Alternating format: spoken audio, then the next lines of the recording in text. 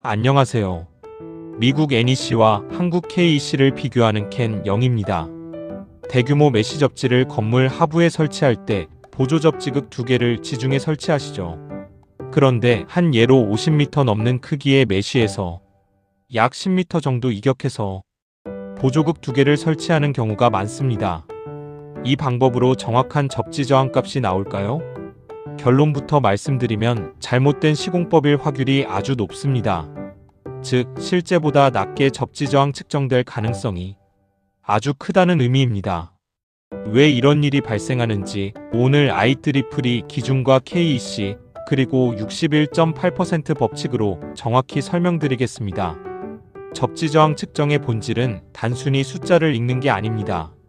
핵심은 접지봉이나 메시와 같은 접지극 영향권 밖에서 측정하느냐입니다. 접지극으로 전류가 유입되면 대지에는 전이 분포가 형성됩니다.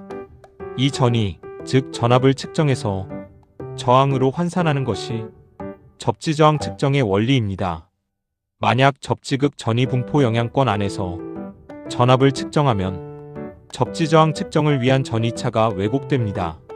즉, 측정값이 흔들리는 이유는 대부분 접지극과 보조 접지극 사이 거리 부족입니다. 여기서 중요한 코드 개념이 있습니다. IEEE 스탠다드 81에서는 전류극신은 접지체로부터 충분히 멀리 설치하여 전이 간섭이 없도록 해야 하며 보조 접지극을 이동시키면서 측정값이 거의 변하지 않는 구간, 즉 평탄 구간을 확인하도록 요구합니다. 또한 KEC 142에서도 보조극은 접지극의 영향 및 간섭이 최소가 되도록 충분한 거리에 설치하도록 요구합니다. 즉, 코드의 핵심은 단순히 거리 숫자가 아니라 실제적인 전이 간섭 제거가 되어야 한다는 겁니다. 그래서 실무에서 사용하는 것이 바로 3배, 5배 기준입니다.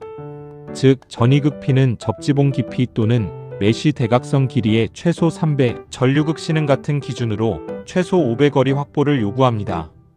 이 값은 코드에서 코드에 강제하는 수치는 아니지만 전이 영향권을 벗어나기 위한 대표적인 경험 기준입니다. 이 정도 거리가 되어야 전이 간섭이 줄어들고 비로소 측정값이 안정되는 구간이 형성된다는 겁니다. 많은 분들이 착각하는 부분이 있습니다. 61.8% 지점에 꽂으면 무조건 정확하다? 답은 그렇지 않다는 겁니다. 이 법칙은 하나의 전제 조건이 있습니다. E와 C 사이 거리가 충분히 멀어야 합니다. 거리가 부족하면 전이 곡선이 서로 간섭해서 61.8% 지점에서도 값이 계속 변하게 됩니다. 반대로 충분히 이격되면 61.8% 지점은 전이 변화율이 거의 없는 구간이 됩니다. 즉, 실제 접지 저항을 대표하는 지점이 되는 겁니다. 다만 이 값은 균일한 토양을 가정한 이론적 기준이므로 현장에서는 오차가 발생할 수 있습니다. 한편 실무에서는 61.8% 한 점만 보지 않습니다. IEEE 방식에서는 52%, 62%, 72% 등 여러 지점에서 측정하여 값이 일정한지 확인하도록 요구합니다. 이렇게 해야 진짜 접지 저항 값인지 검증할 수 있다는 겁니다. 거리 확보를 무시하면 어떻게 될까요?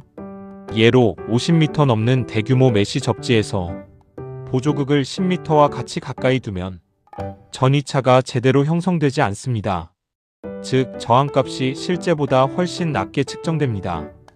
예를 들어 15옴이 나와야 할 현장에서 1옴이 나올 수 있다는 겁니다. 이건 좋은 값이 아니라 위험한 데이터입니다.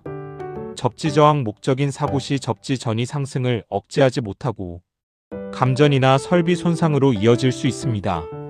정리하겠습니다. IEEE 스탠다드 81과 KEC 142 모두 공통적으로 요구하는 것은 단 하나입니다. 보조극은 접지 영향권 밖에 설치할 것입니다. 이때 3배, 5배 이격거리는 그걸 만족시키기 위한 실무적인 경험치이므로 설계 및 시공 시 참조하세요.